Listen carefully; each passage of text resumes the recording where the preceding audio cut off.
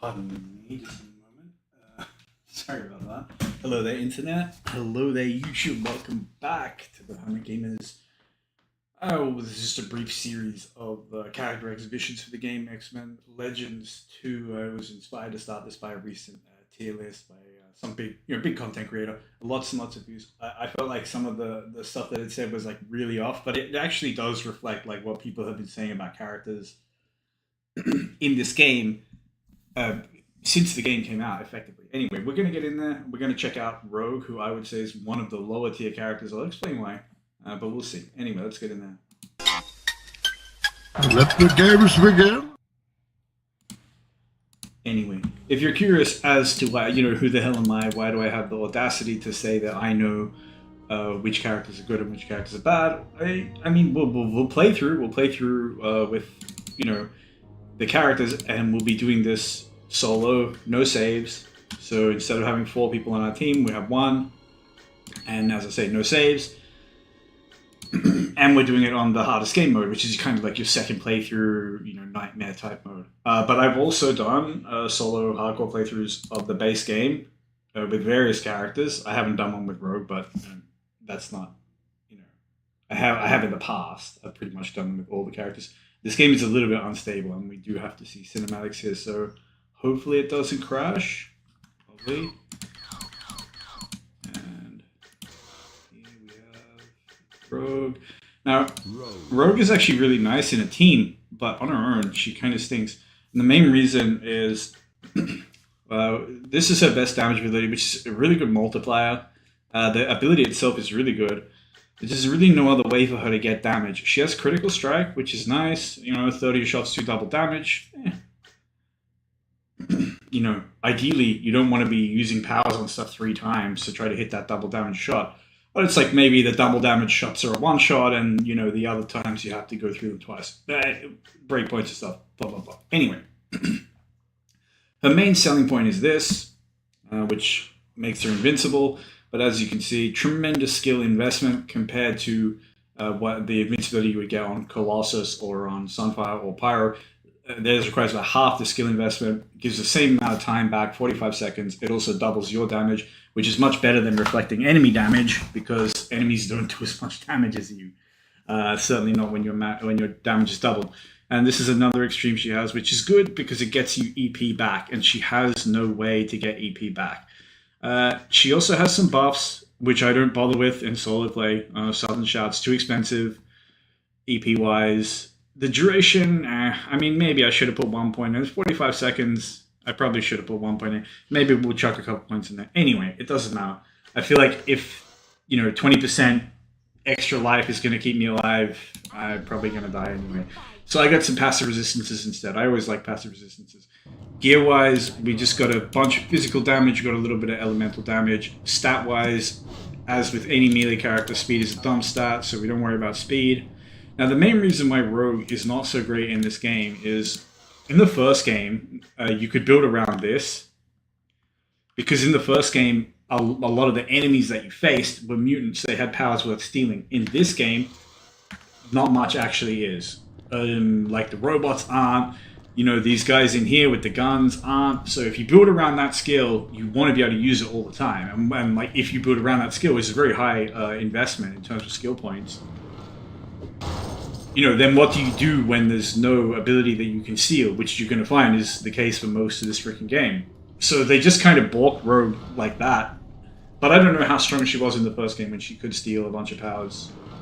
It sounds like the kind of thing that would be strong. Because if you do up that power theft ability, you get to the point where you're getting like 800% bonus damage from... As you see, this Torpedo Strike, it's a good ability. I like it. It's very similar in the way you use it to Siberian Express. You just smash through things. It has big CC. It smashes environmentals. I prefer Siberian Express because it's, you choose how far you go. But anyway, this also has advantages. Coming up on our first real fight, and we don't have an extreme, so, the possibility is there to die, but hopefully not a problem. As you can see, the damage is just like, we can't quite always hit that 1-shot breakpoint. And the energy cost of this ability is not that low. Like, we're really powering through our EP. And if you remember what we talked about in the last playthroughs, was saying, like, your extreme economy is kind of dependent on your energy economy. And, you know, for Rogue, it almost kind of needs to work in reverse. We're getting really waxed here. We might have to just try to funnel these guys in a little bit. But yeah, as I say... Oh no, did I just die? No, that was the cutscene. I really thought I just clicked the wrong ability and gotten, like, completely burst. Wait, where did those guys go? Anyway, as you can see, we get absolutely waxed sometimes. And we need to use this so we don't. And the reflected damage, as you can see, is, you know, it's like 50 damage, whereas the damage our ability does is like 700. So you see the scaling is very different. But, like, we've gotten kind of beaten up already. Almost died. But...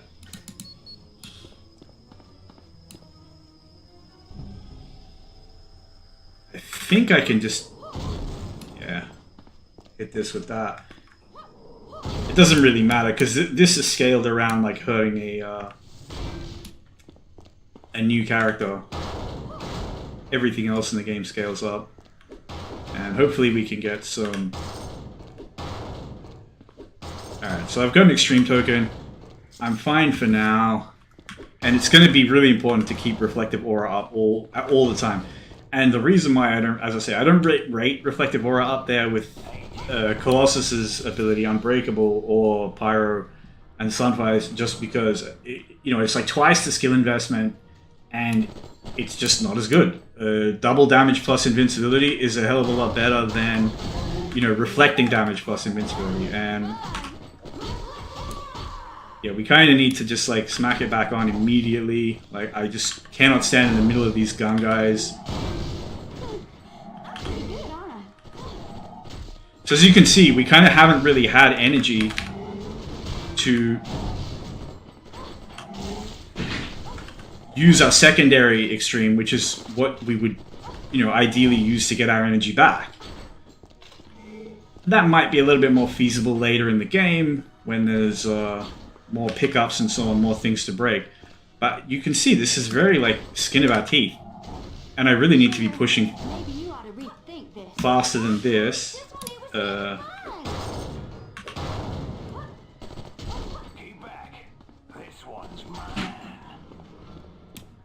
Okay, this is weird. I'm getting some kind of lag or something. It's very strange. Anyway. Yeah, I was hoping I could actually push in there a little bit on the extreme token that I had. So this is going to be like super dicey. We need to try to kite these guys back. Okay, that's enough. Even one.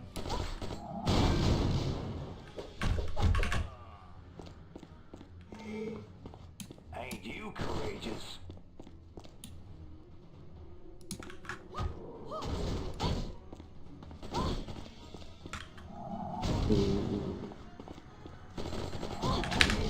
Okay. Alright.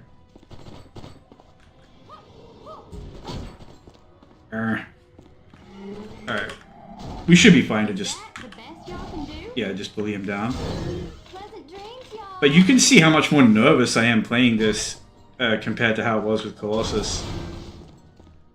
And with Iron Man. Even with Cyclops, because, you know, Cyclops has the range advantage at least. So, yeah, he doesn't have invincibility buttons. But generally speaking, you know, if you can kind of pick at stuff and kite it, you're going to be a lot safer than a character who has to run into everything.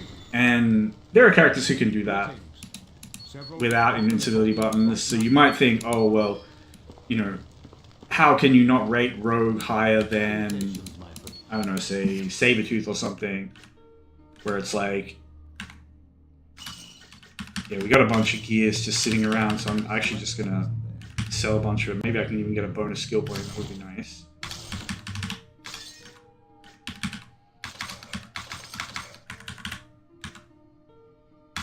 Yeah, that works. Bonus skill points, always welcome.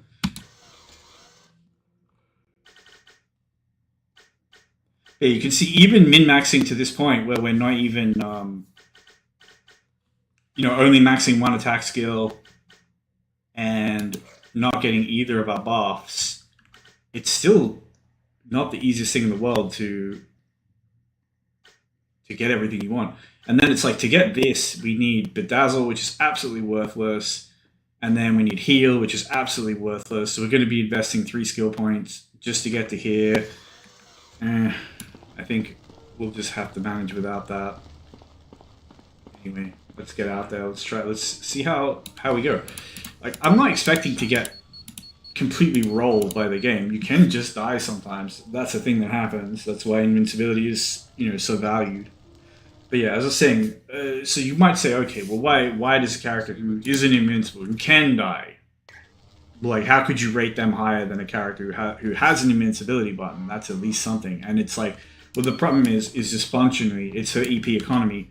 That invincibility button, you're not going to be able to keep it up all the time. And that's the big difference. And then it's like, when we talk about damage solves all your problems, if you have enough, as we saw with Iron Man, well, there are just characters that have a lot more damage than Rogue, like Wolverine, Sabretooth.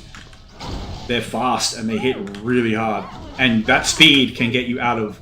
The combination of being really fast and really hard hitting is enough.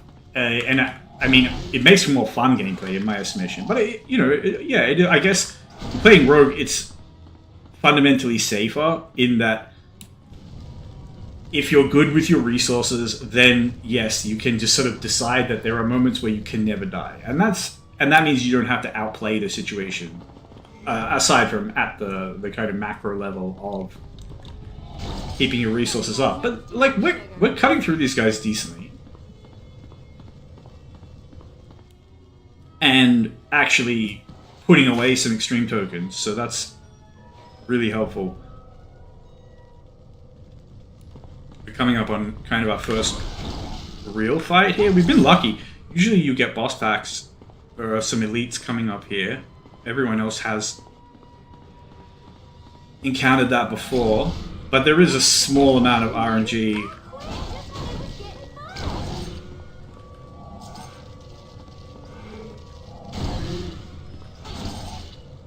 But yeah, like, Torpedo Strike is a really good ability. And unlike... So you can't build solely around Siberian Express or, the equivalent on Juggernaut, because Juggernaut hasn't really that functions the same way. You can't solely build around that because it's no good at killing bosses. Just because of the way it functions. This is fine against bosses. So this is like your everything ability. It's bread and butter. It's like, this is your one damage ability. And that is nice, being able to, like, but it's like everything else about Colossus's kit is more relaxed in terms of the demand on skill points. You just don't need as many skill points. You need an aspirin, hon.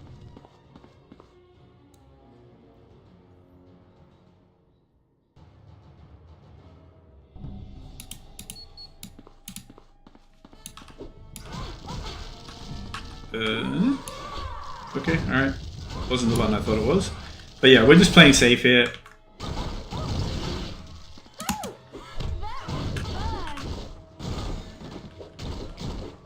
Because, if we're not going to use it on a boss pack, then where would we use it? But yeah, she does fine. And this is another thing I always do say, is that, like, there's, like, maybe one genuinely D tier character in this game. The vast majority of them are just, like, sitting in B tier. And if you hadn't played with a, like, S tier or A tier build on an S tier or A tier character, you wouldn't think that, like, the B tier character, you would think that the B tier characters are S tier. Because, like, if you build them right and, just kind of play with your eyes open, like, you can really, really feel super strong. And sometimes even the weaknesses that you have just make things more fun, because it's like, alright, I'm Cyclops for example, I have 0 melee damage, I have no, like, close range, I have no survivability. Like, But what I do have is like I have this nice CC and I have range advantage and I can like kite things into this trap. And you know, it just makes for this like fun gameplay loop, and if you execute it right, it's really effective. I guess y'all lose. And it's like, yeah, it's slower and it's riskier than the more, you know, the higher tier characters. And I think that's really all it comes down to, is just like who wins fastest, who wins easiest, who wins with the smallest percentage chance of, you know, getting killed.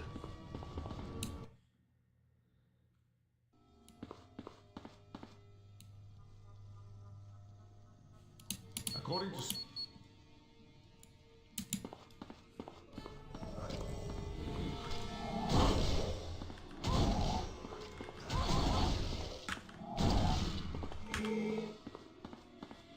I always like a melee character in any of these like ARPGs. It's like to have a melee character who has melee abilities that still feel like melee abilities, you know, but they have some of the functionality of like energy or spell casting or, you know, whatever else. So it's like, okay, an AoE melee ability You needn't ask or something where, I don't know how to explain it, that at least looks like, still looks and feels like it's a physical attack. And it could literally just be the character like whacking the ground and making a shockwave. That's fine. You know, it's no different to having a spellcaster like, you know, just make a, you know, a ring of lightning or something. It's the same. They're just the graphics are different and the sounds are different and everything else. But it's like, it's enough for my suspension of disbelief, I suppose, that I can feel like I'm playing someone who's like, you know, getting into it and using their brawn, I guess. And it's much easier to do that with something like a superhero, because like something like this you could see like Rogue would do this. She's capable of it, you know.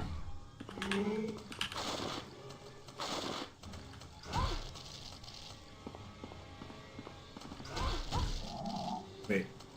Alright, I'm just gonna try to kite these guys all together. Actually, I'm pretty good, aren't I? try to get a big ult.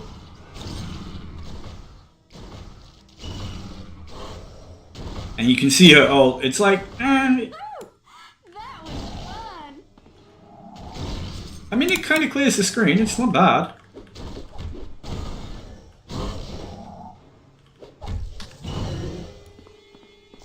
And it leaves everything stunned, which is very nice. If it doesn't one-shot them, they stay stunned. They stay stunned for like 8 seconds or something really crazy. So it's not a bad ult by any stretch. It's just, you know, you need to kind of have her invincibility all up in dangerous fights, and then dangerous fights also when you would want to use that to like clear the screen. But it does have that added utility of filling up your EP, and that can be useful sometimes. And again, I think we're gonna try to kite these guys because it saves me EP. It's kind of dangerous, but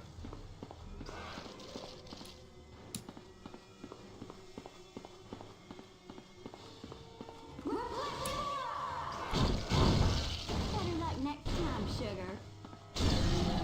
yeah, and that guy actually killed himself with reflected damage. So there's no way he would not have killed me if I didn't have the aura up.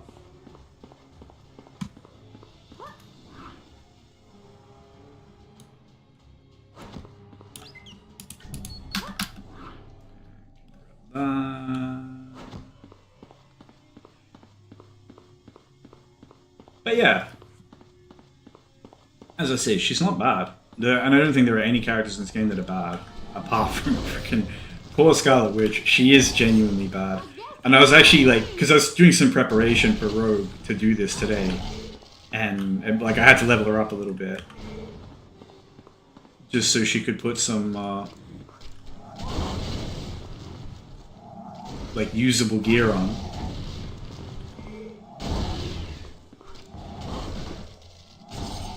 Yeah, this ability itself can also just get you out of a lot of trouble because of the CC and the fact that you're not physically standing in combat with stuff for too long. You just kind of Y'all lose. zoom out.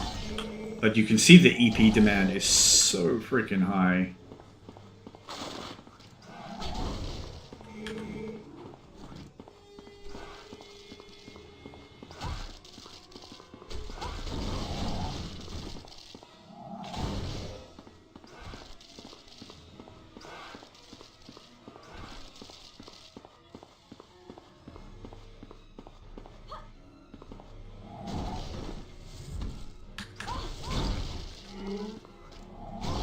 Better luck next time, sugar. And this is super dangerous.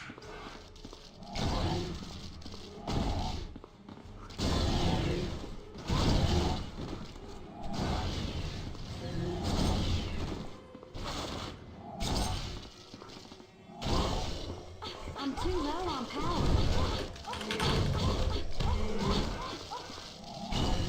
I'm pretty good, aren't I? Ooh, that was fun.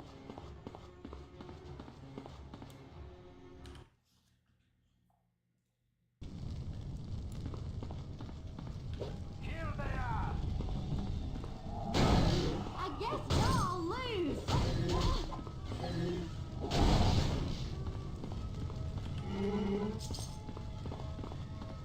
Look out. You've been targeted by the defensive system. Keep away from that targeting me.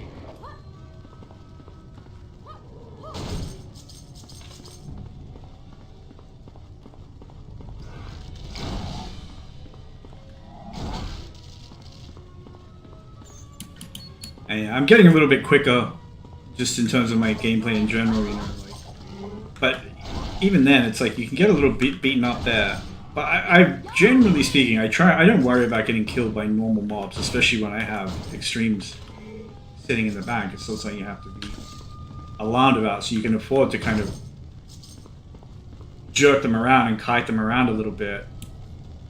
It's the ranged enemies and special enemies and stuff like that that are dangerous, but you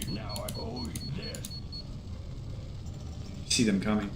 I'm curious to see how much damage we take here if these guys get some shots off, which I won't let them if I can avoid it. Because I would always rather, you know, I'd rather not know how much damage the enemies do. Ooh, that was fun. If just not getting hit is an option.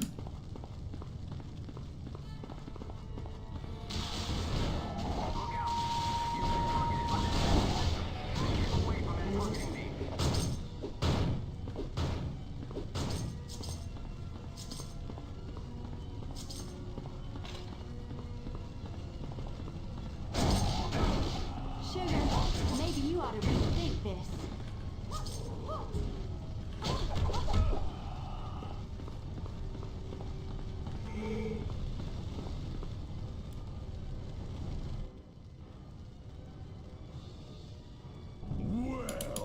And coming up on the first boss, always interesting to see how quick this goes compared to the other characters. I think it'll be about the same time as Colossus, maybe a teensy bit slower. Pleasant dreams, y'all. These guys are kind of spread out all over the place, so if we can, it would be nice. See, this is why I say, like, where the damage is just lacking. Like, if you use Demolition there with Colossus, that clears the screen. In fairness, if everything's kind of one-shot, and then they're stunned for like 10 seconds, then you can kind of just go around and finish them off, but it's not as good. It does refill your EP, which is nice.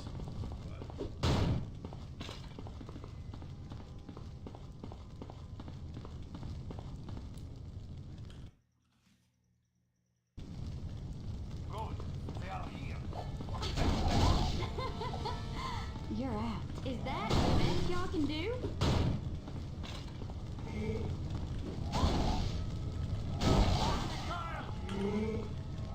Maybe it's just my nostalgia, but I think this rogue has a way better voice actress than the one in Rivals.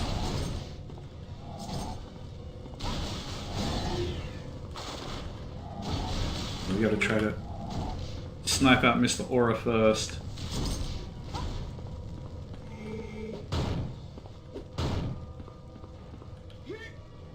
And yeah, we can throw heavy stuff like that because we do have second level might. And if you really wanted to min-max, you wouldn't even put the second point in that. It's like, you could give me some more passive resistances or this or that. But, yeah.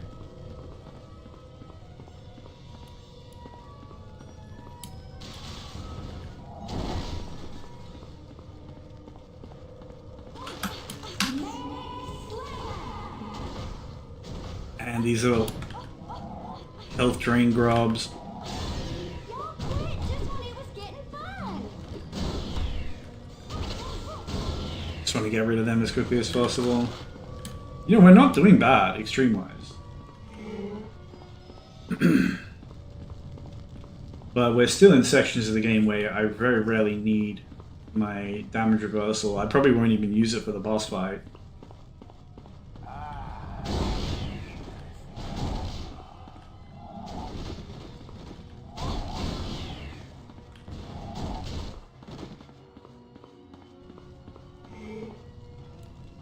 Like, I might honestly just use Manic Slam for the EP.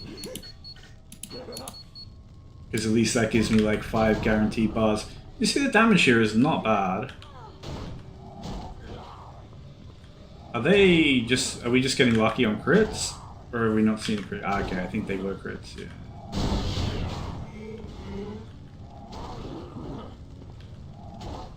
But yeah, this ability does make for quite safe boss fights, even if the damage is a little bit lower than for some.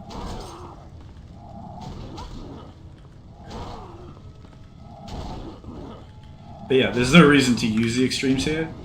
If this were Too low on power. Lady Deathstrike, or even someone who like, it's like maybe I'm not afraid of them killing me, but like their attacks have CC and they need to be avoided and blah blah blah, then it's like, yeah, I'll be invincible just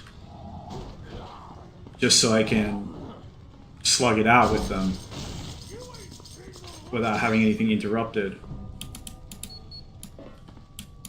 Well done. Herbert. Can't do that. And flight is handy. It's nice to be able to zoom around when you want to. Just gonna ignore those guys.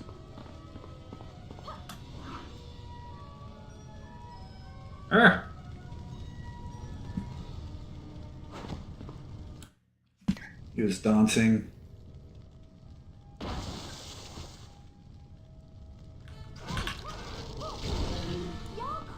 And that ability is quite nice. Tremor. Stun is handy. It's good to have it at just one point in it. With good gear, the damage is still non-trivial. We'll just sell some stuff. Nothing here worth keeping. That might be worth just holding on to. Having difficulty coming to a decision. Ooh, super. Okay, we'll hold on to that.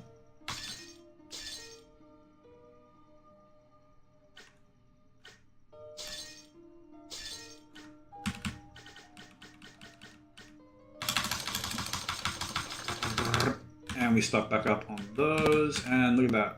You get so much money in this game mode. I could get a redistribute and grab Southern Shout, and I'm not going to do it. I literally just don't want to press the buttons, and we'll be fine without it.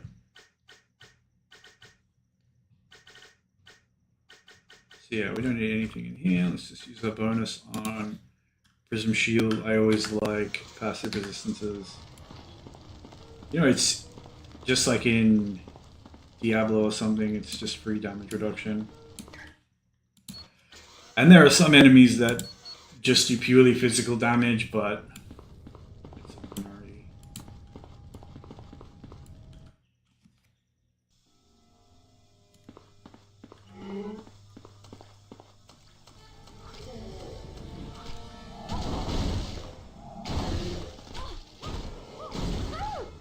That was fun. I'm pretty good, aren't I?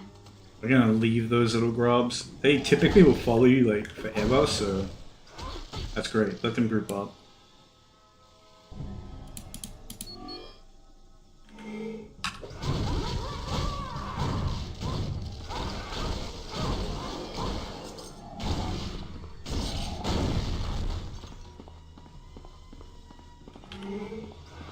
And once you put an ult like this on that gives you invincibility, you know, you kind of want to push and get as much value from it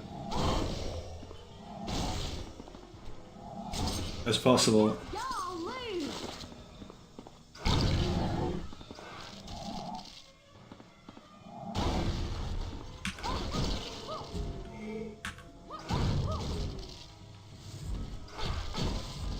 Ugh. Her level 1 attack ability, which I will spam sometimes just to save EP. It's fantastically bad. What are you doing? Trip.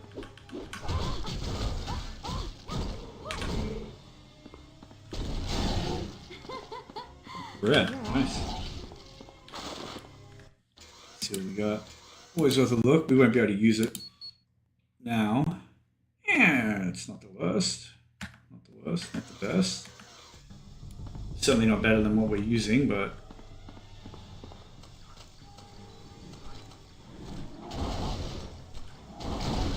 You need an aspirin, honey? and yeah, as long as we can get those grubs who spawn stuff, I'm pretty confident just shoving our way past there.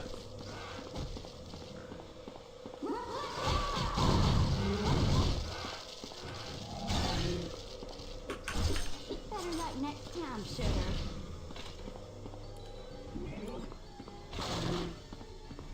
And you can see it gets you through.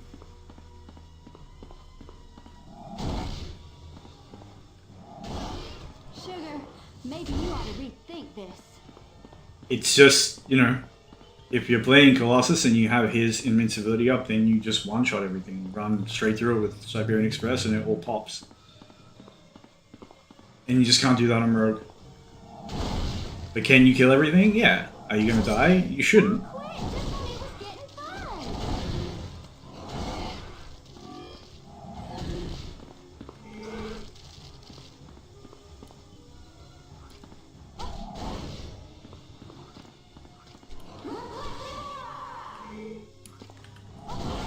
this one was getting fun. I'm pretty good, aren't I?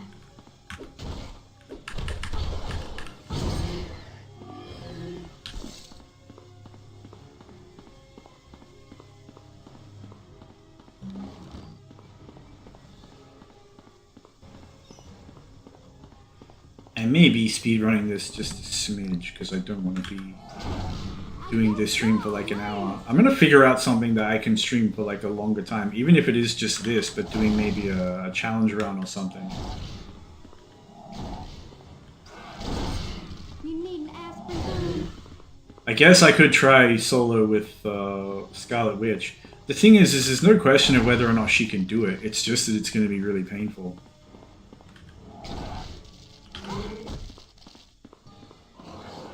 Keep kiting them all together and just deal with them.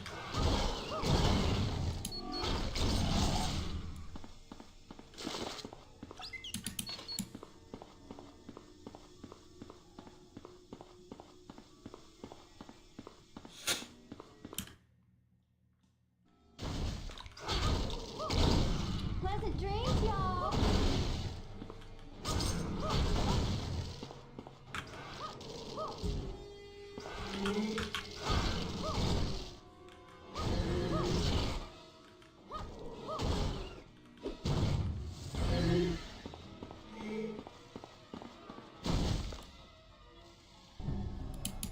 And yeah, sometimes I'll spam the stun just because it's like, it keeps everything in the area, it keeps everything in position for follow-up damage, so if I'm not worried about the damage they do, and if I know I'm not going to one-shot them. I'm also very nervous about using Torpedo Strike around ledges like this, and it should be safe. It should be. I have seen the AI, and I'm pretty sure I've Torpedo Struck myself off the edge. Sometimes things just clip. They just move in ways that they weren't supposed to move in.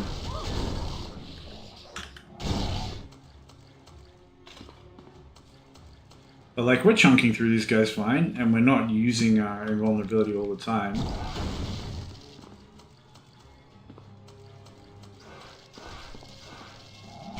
Poor old Colossus. He gets the short end of the stick, even in my playthroughs, because it's like, It was getting fun. you know, I'll play him like the first time I played him doing you know, a hardcore playthrough, I hadn't done it in years. I think I'd made one attempt to do it as Pyro or something on my channel, and then I think I actually died because there were so many things I had forgotten. And then I was like, I came back to it, tried it with Colossus, and I was still super rusty.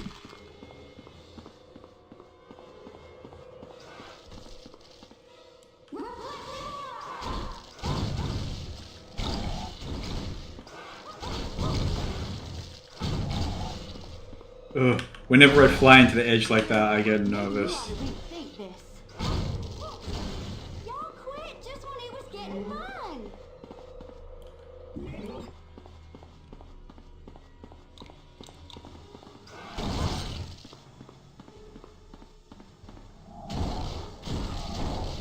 These freaking jerks. One of my most hated enemies.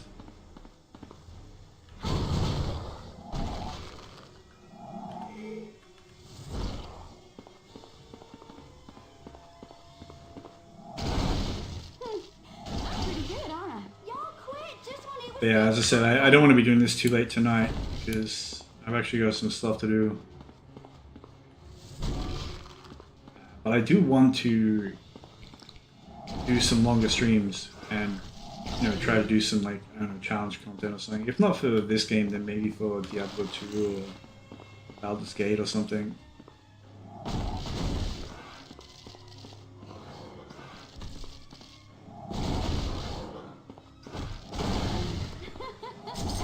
You're out.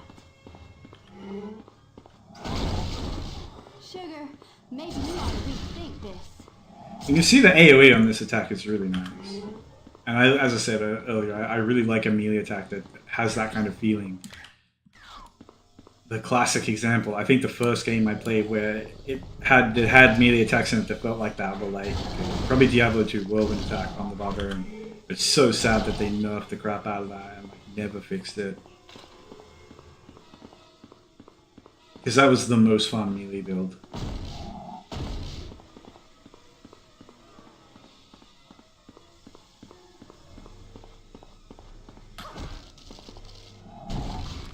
And it was like, I don't know, I feel like acting like anything in that game was overpowered, anything in that game needed to be nerfed when you had things like, you know, Sorcerer's Static Field.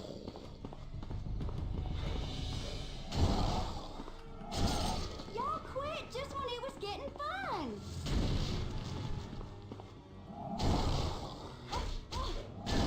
Or, you know, even things like, what was the Javazon, the lightning one? We just melted everything. Didn't even need good gear to do it. You could just like have random like magic javelins. I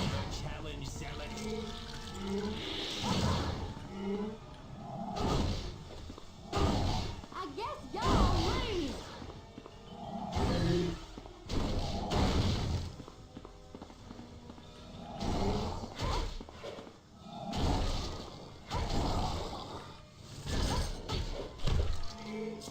And this is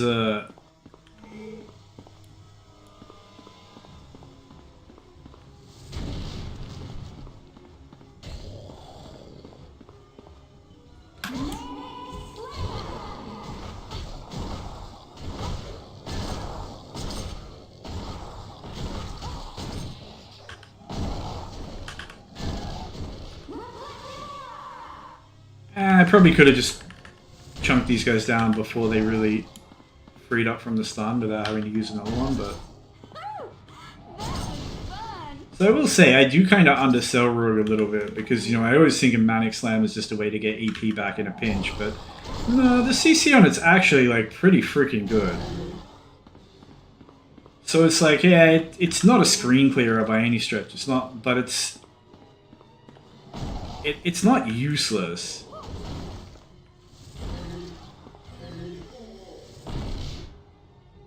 Even in this, like, solo context, it's still pretty decent.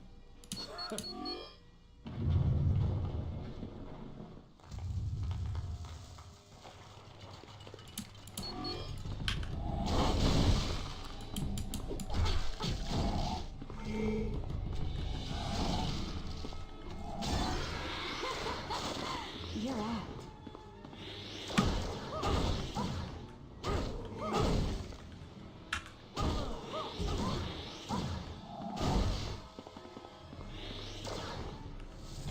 Get out of here, Gronk.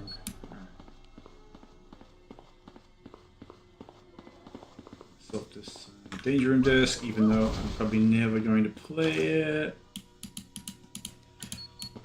I'm just a sucker for the Danger Room.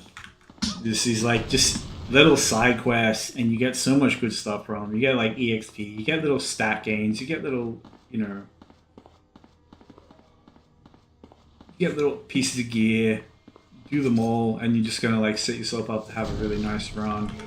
You get like a whole bunch of extra stat points for everyone. You will get extra levels that you wouldn't have gotten otherwise. You probably get some nice pieces of gear. Quite a lot of runs, there'll be some really nice key piece of gear, some nice rare or something that I got from one of the higher ranked Danger Room missions.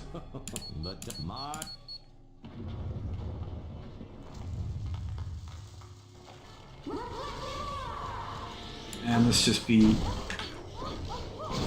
super safe. Not take any risks. Ah, super. Okay. So this is also just one of the issues with Rogue is her unique item just stinks. It gives you a defense and attack which are meaningless and 8 AP per knockout. You can look at that and think, oh, that actually like, you know, that kind of addresses one of her weaknesses. You know, because she doesn't really have good energy economy. Yeah, you'll spend more EP getting those knockouts if you sacrifice like a good gear slot for that. Sacrifice something that could be giving you genuinely like hundreds of damage in the final accounting. Because anything that gives you plus physical damage is a multiplicative enhancement just because of the way plus damage stuff works in this game. And I've already just put this up just so I don't have to worry about CC. So it looks like that can still CC me, but we'll see if his... Yeah, okay, that doesn't. That's the main thing. Because he'll use that to like try to yeet you away, get you away from him. And I don't want to back off, I want to keep doing damage. But then that still wins you. Very strange. Anyway.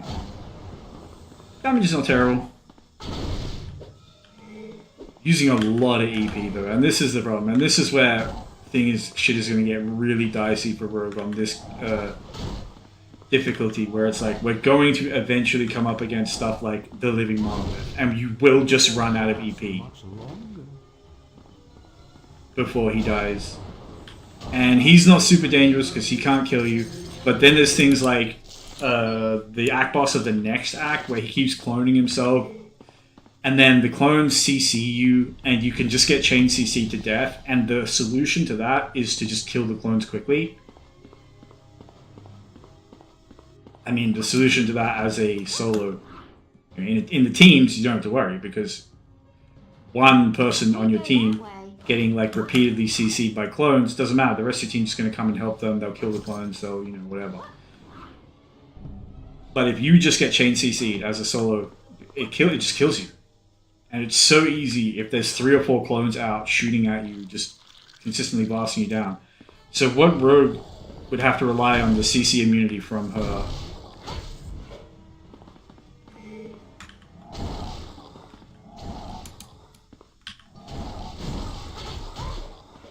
extreme. But then it's putting you on the clock. And that guy did a lot of damage. But either way, there are genuine challenges for this character that will come in the further we go through the game.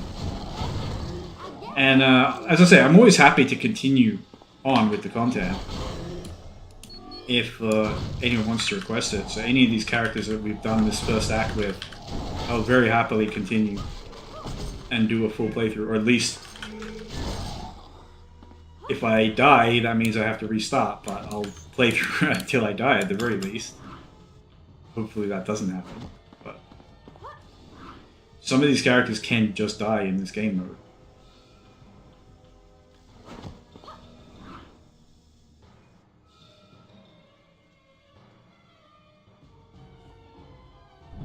Yeah, flight is nice in situations like this where I've kind of derped up and now I need to backtrack. Very handy. What I should do here is just use this. Pop back. I gotta grab some EP pots. Probably got a bunch of junk that I can just offload and sell. Not really. Alright. Take your time. There's no need to hurry.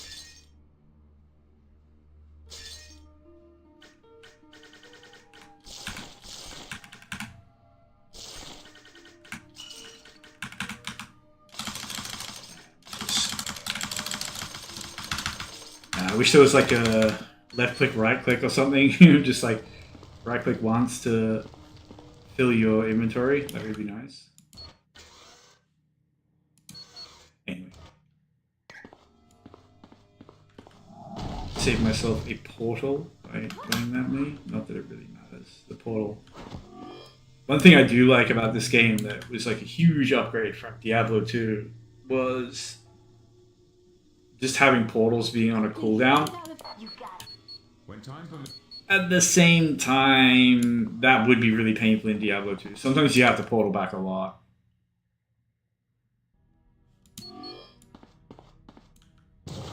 But I think making you get loot to use portals, it's a really archaic system.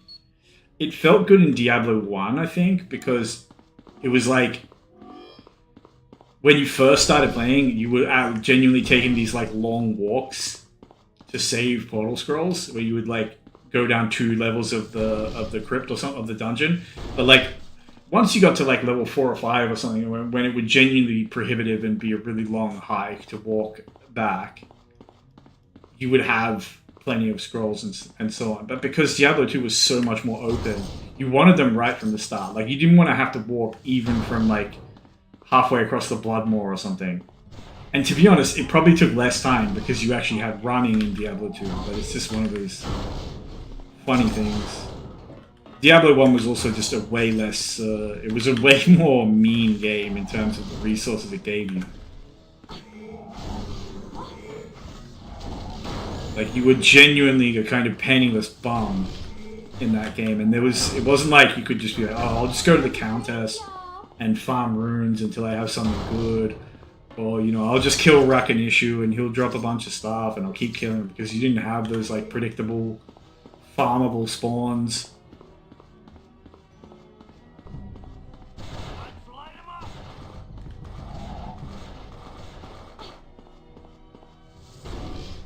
But it's just like, as a result,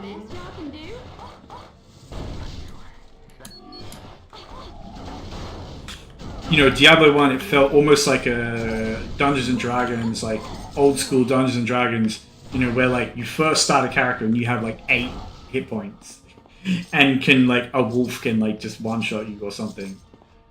Or, you know, some random bandit with an arrow can just kill you. And, you know, if you're like a wizard, you can cast Magic Missile like twice per day or something.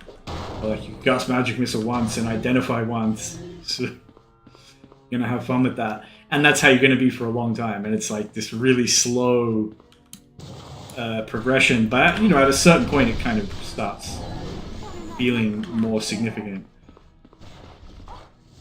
But I think Diablo 1 felt more like that. Whereas Diablo 2 was definitely more action. And that was good, actually. I think that was the right direction to take it in. But it's still hung on to some of those archaic systems, I think, like, you know, paying to identify stuff and paying to go through through portals.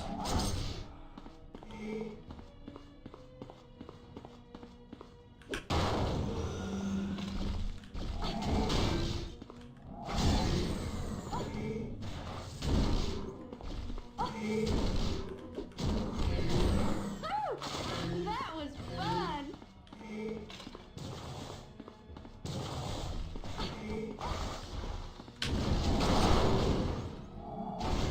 But yeah, it's starting to get a little bit like, You mean Aspen? like I kind of want to run past stuff, not because I feel like I'm over leveled or too strong for it, but just want to run past it just because like it's taking me a little while to like smash through things. But I'm not in any big danger when I do it, so. That was fun.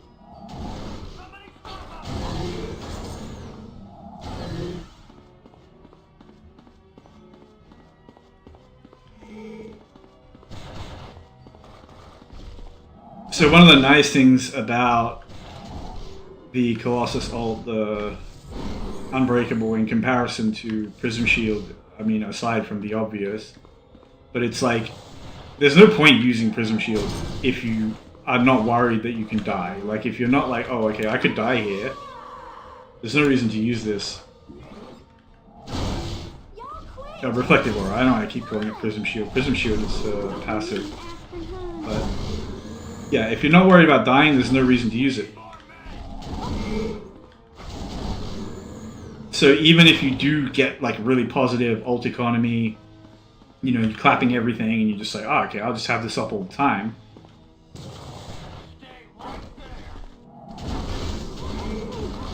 Pretty good, aren't I? It's not doing a whole lot for you. Whereas Unbreakable, you ideally you want to have it up all the time, and it feeds into itself with this really nice positive like gameplay loop where because you have it up, you don't take damage, so you don't use health potions. And because you have it up, you do double damage, so you kill everything before you use too much EP. And then because you're doing that, you get a bunch more extreme tokens drop, which means you can leave, you know, you can pretty much permanently leave it up. And you'll get in the places of the game where you need it the most, where the enemies are the densest and they're at their most dangerous. That's functionally your gameplay loop with Colossus, with Pyro, with Sunfire. And unfortunately, it's just not the case with Rogue, because yeah, you have invincibility, but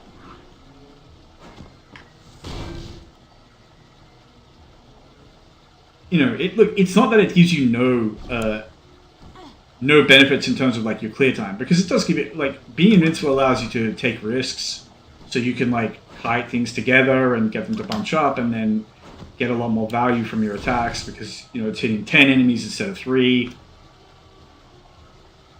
So there's stuff like that, and here we're just trying to avoid these guys if we can, but those little like frost rifle things can actually smack you for a decent chunk, but let's just push this in.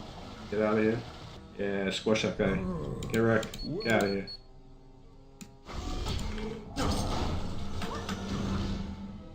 Y'all quit just when it was getting fun.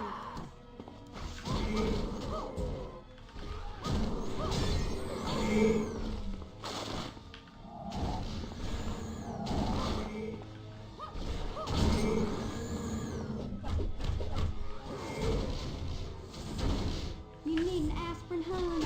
But you see how I can just spam this over and over again? The energy cost is basically irrelevant, and the damage is pretty much the same as doing, you know, my auto attacks. This is why I say speed is a dumb stat, because this will never miss. There's genuinely no reason to use auto attacks. I still use them just because it's like a muscle memory thing. And because some characters do genuinely use them, because the damage they do with them is so massive that it's worth gearing into making them usable. You only need one piece of gear, and that's ignore target's defense. We only have one extreme token here, which Well, not the most comfortable situation because this is an annoyingly long boss fight. But also, Torpedo Strike should make fighting her relatively safe. And we do have Flight too, but we're getting CC'd by it, which is super annoying. And yeah, having Flight to chase her up here before she can heal too much is a pretty nice bonus.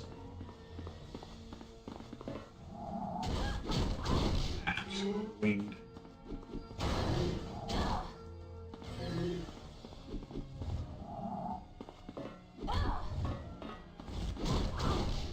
I hate that ability.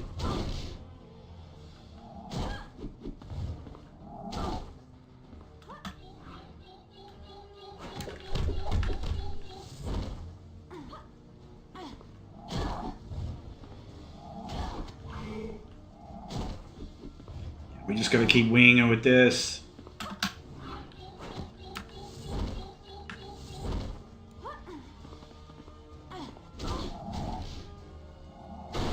And this is like a nice, easy ability to use against most bosses. And as I say, it's much better than Siberian Express for that. Though you can use Siberian Express against mobile bosses like this quite nicely.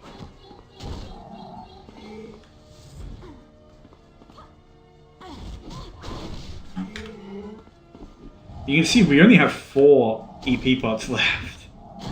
Like, our energy economy as Rogue just stinks. And it's not like, I mean, I don't think I ever actually showed her stats, but it's not like I really stint on focus. I pretty much keep focus and strike about the same. Which is what I do for most melee characters.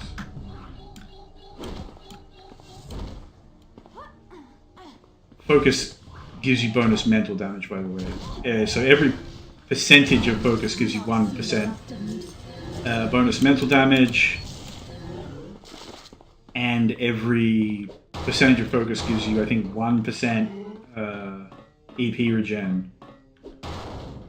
And for characters that don't have mutant mastery,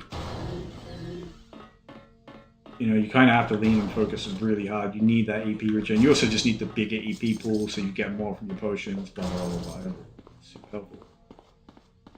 And we'll skip the whole freeing the slaves section, that's fine. I'll grab some more EP pots and we'll get out of here. Greetings again, my friend. And time-wise, not bad. We're not going to finish this as quickly as Iron Man by any stretch. Wouldn't have expected it. There's quite a selection, isn't there? Spell.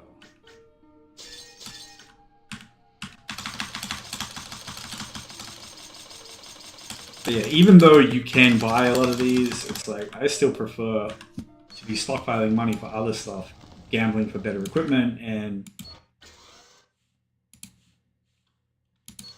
you know, I think we can still buy one more skill point, but it's going to cost like 1,000,000 credits or something, and we should be able to get one more level, I think, but again, it will be comparable price-wise. Here.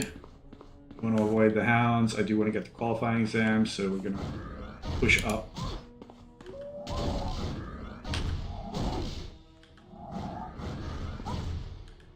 One of these areas. Hopefully get things to...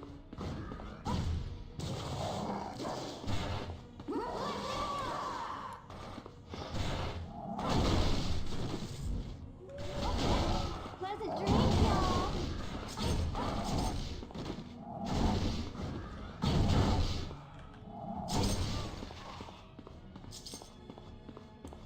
Qualifying exam, and as I said last time, we're not going to rescue these guys. Look, here's the thing, okay? Explained it all. We're about to go kill the big bad guy, and this people live here, okay? They're going to come back, okay? So in about 20 minutes, look, we can rescue him now, right? I'm pretty good, aren't I? Or if he's willing to wait like 20 minutes, then someone's going to come with like, you know, a towel and some soup and a bottle of water. So it's like, you want to be rescued now, and I'm literally just going to open the door and tell you, you know, figure it out. Or you want to be given like, you know, a towel and a bottle of water and maybe some soup or something, a sandwich. I don't know. I don't know what they got, but I'm sure they have something. And you know, they'll give you directions and everything else. They'll like let you look at their phone.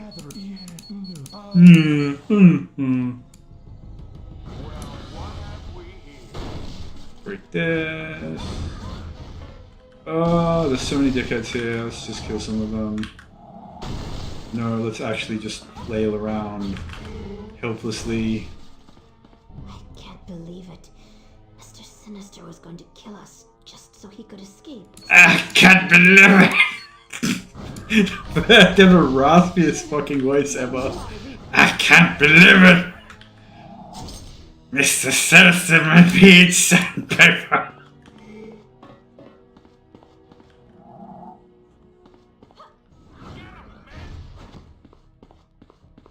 That will never not amuse me. I've been playing this game for 20 years. That will never not amuse me. Oh, that's super scary.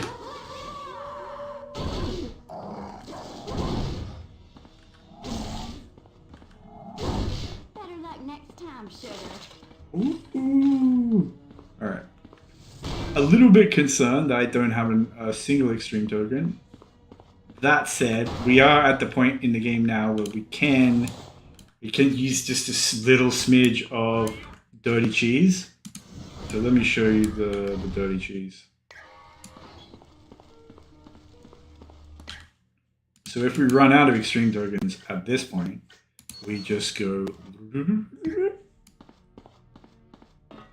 and all these nice little barrels are back. And whoop, there's one.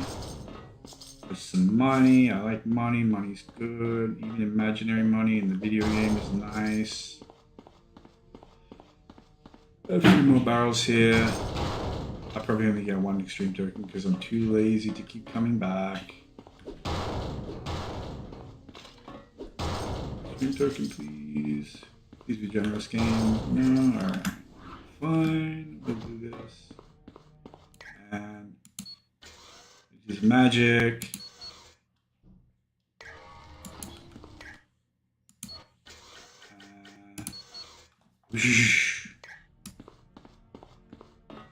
And as if by magic, all the barrels are back. So you can, if you're desperate enough, you can just farm here for whatever you need. You can even get gear here if you farm it long enough. I wouldn't recommend it. But if you just need some extreme tokens, I'm kind of getting gypped because I don't have full EP and stuff. But... And as I say, this is not the best place to do this, but we got one. That's enough. So now I don't have to worry about dying. And that's the whole point. But you know, you don't have to do stuff like this with the stronger characters. You don't have to go back and farm extreme tokens so you have that layer of protection. But here we just want to try to kite all these guys in here if possible, just so they clump up.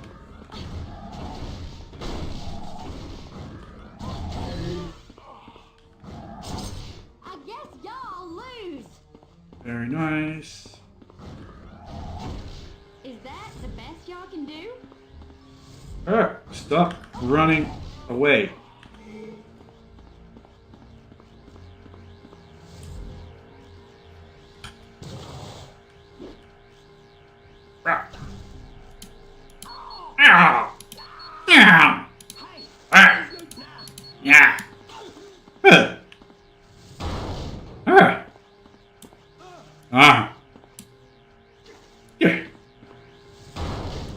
Anyway, I like the sounds that guy makes.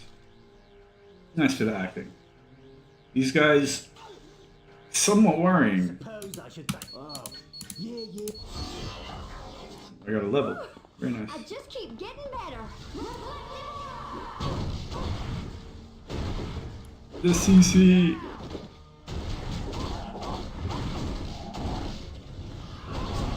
I guess y'all lose.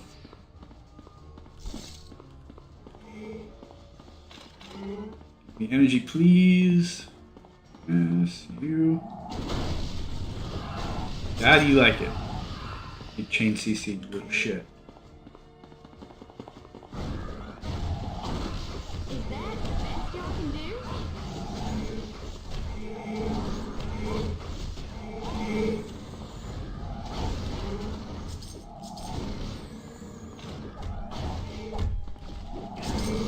if I had extreme tokens, even one, I would be way more confident about just like pushing really deep in here and kiting everything together and then trying to fight it all at once.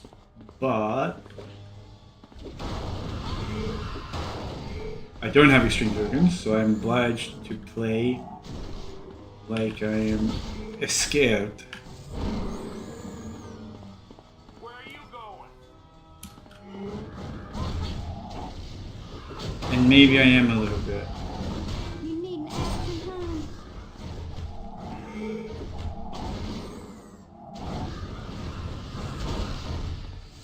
Somebody help me!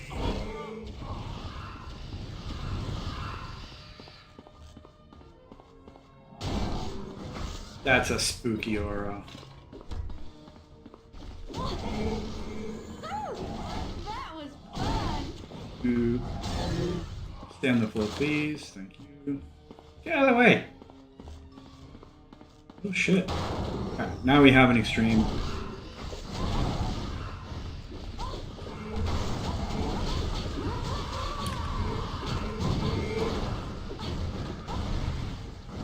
Ugh, the chain CC.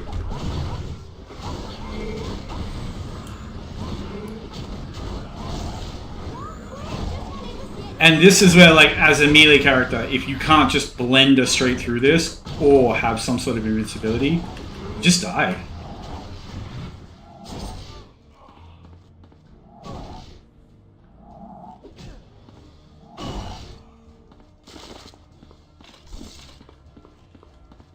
And yeah, you literally can be CC'd. Even having like 25 health potions, you eat them all while you're being CC'd. And you just watch the number go down. And you die.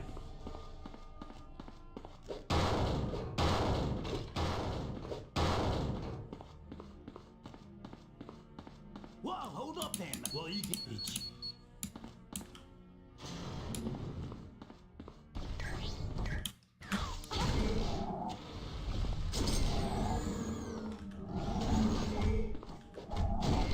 Y'all quit just when it was getting.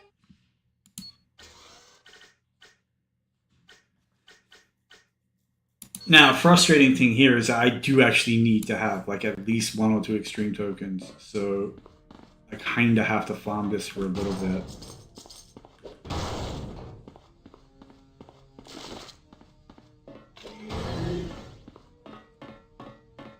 Like I'll probably make do with 1 if it's being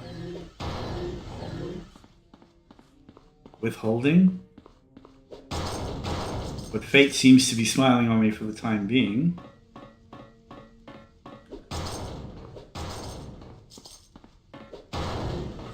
Very nice, very nice.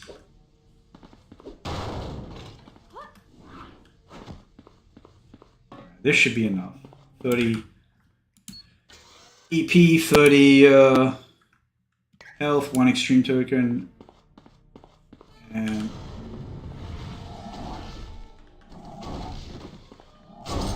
Pleasant dreams, y'all. so something you can actually do here if you can fly is you can just book it, which is pretty handy. So I was trying to remember some of the little tricks. Okay, look at that, almost got another full extreme. We'll be fine for this fight, I'm not worried about dying. I'm somewhat worried about EP, but we should be fine.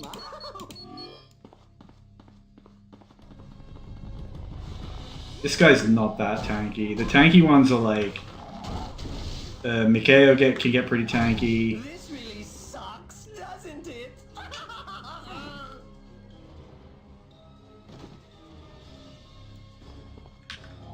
But yeah, the really dangerous fights are like Mikhail is really dangerous, Sugarman is really dangerous if you don't have an invincibility button of some sort. The X-Men Danger Room one is unbelievably dangerous because of the hard CC on Bobby's Freeze and the hard CC on Storm's Lightning. Like, you can just genuinely be chain CC'd to death there. You need some kind of powerful AoE that just quickly breaks the computers so they don't start respawning, and you need to be able to kill them fast. but not every character can do that. So that's a really dangerous fight. But there's a lot of dangerous stuff in general in the Infinite Factory and in the core. The core is one of the most dangerous places in the game. And there's enemies in the core that like are so hard to kill. Unless you have this one ability that Sabretooth and Wolverine can get, and I think it's Enhanced Centers, and you have to rank it up to like 7 or 8. The funny thing is, I just don't. Solo, if you're playing through on this mode, it'd probably be worth doing it with a redistribute just for that one area. But in a group, you just kill them. You have 4 people just wailing on them. They're like in a group. Everything in this game is you can just bash your way through it. You don't have to respect anything as long as you put strong builds on. You know, you're basically invincible. One thing I will say is like you get about the same number of extreme tokens and EP pots playing as 4 people or playing as 1 person. So there are some small advantages. 1 person can use a lot, use their extreme, but it's the same, right? So it's like if I could, let's say, as a solo player, I can have an extreme up all the time that makes me invincible. Okay, that's really nice. As a team, I can have an extreme up all the time that gives everyone infinite energy. Infinite energy for 4 people is like an outrageous buff. Because you're already doing 4 times the damage. And I could break stuff here to get some more extreme tokens. But we got a couple, we should be fine. I'm very, very nervous about using Torpedo Strike on the Blimp, but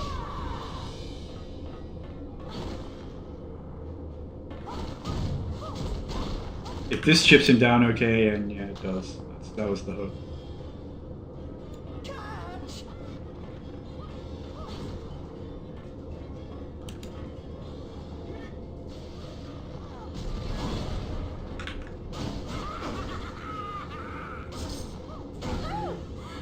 was fun. No!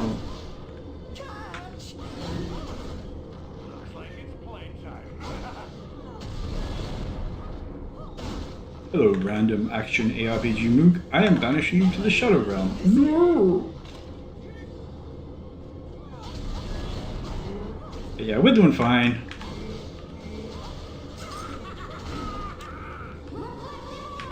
These little guys can actually do a decent amount of damage with their punches if a bunch of them start laying into you, so...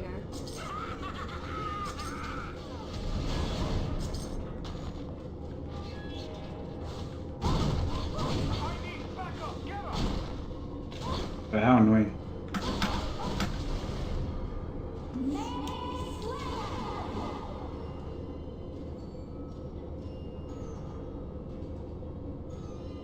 And get sucked in, and we all know how this goes from here. Must know plus. Just gotta kill a bunch of little brothers.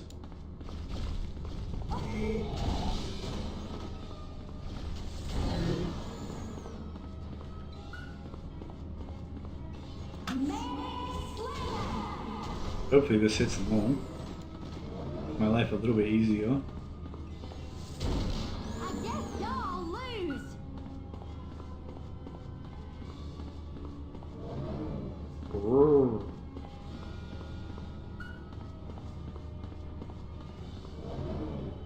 And this is Rogue. Honestly, having played her, even solo, I'm still, I don't know, I could, not even sure I could definitely say she's C tier, but I would have to play through the whole game to make a proper determination.